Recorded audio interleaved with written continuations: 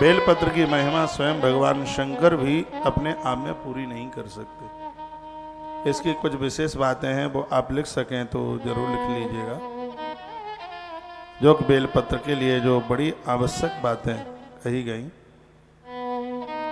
सबसे बड़ी बात है, जहां बेल वृक्ष का पेड़ होता है वहां आसपास सांप नहीं रहते, वहां सर्प नहीं आते। जिस घर में सांप बिच्छू ज्यादा निकलते हैं, गमले में या जमीन में बेलपत्र लगा दें।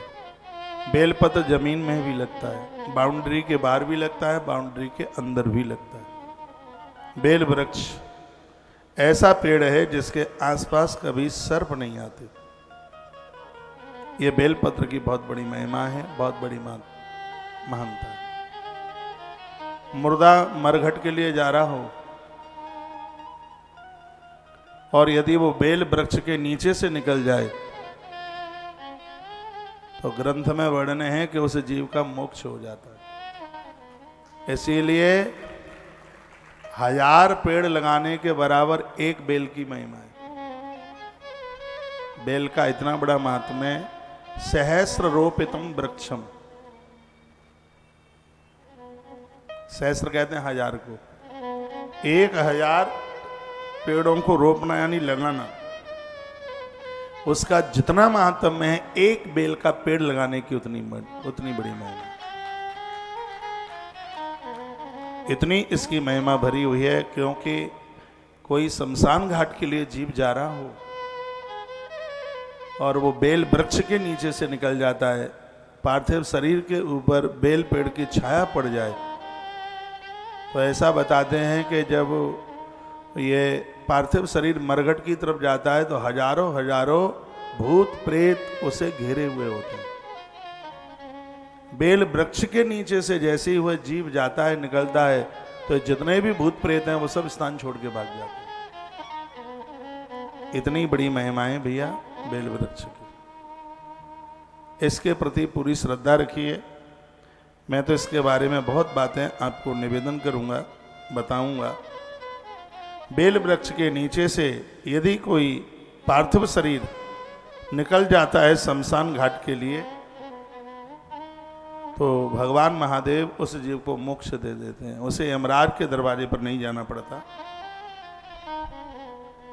वायुमंडल में जितनी भी गलत हवा है, जिसके द्वारा श्वास की बीमारी हो जाती है, फेफड़े कमजोर हो जाते हैं,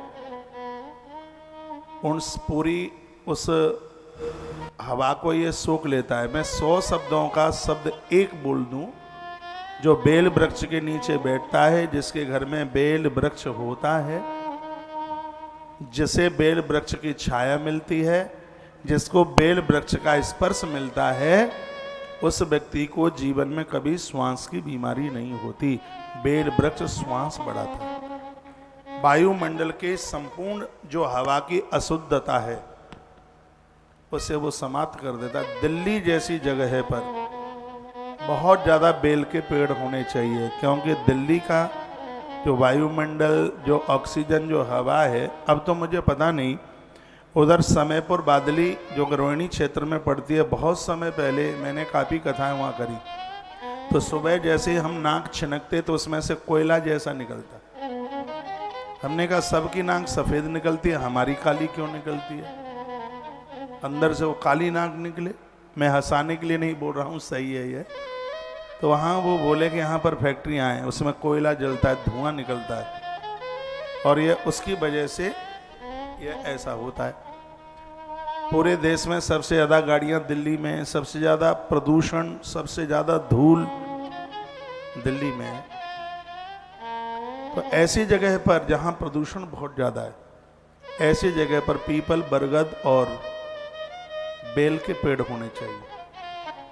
वृक्ष पे बिल्व के लिए बोला गया है कि यह वायुमंडल की हवा की जितनी भी संपूर्ण अशुद्धियां हैं सबको सोख लेता है,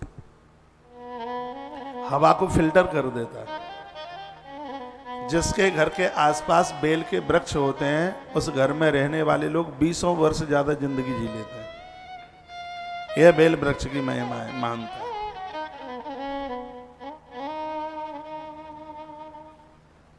और हम तो इस काम में बड़ी जोर से लग गए हैं।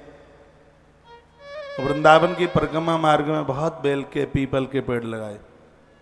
आज परिक्रमा करने को मैं कभी निकलता हूँ, टाइम मिलता नहीं है। मैंने 2011 में बहुत पेड़ लगाए, वृक्ष लगाए, 13 में लगाए।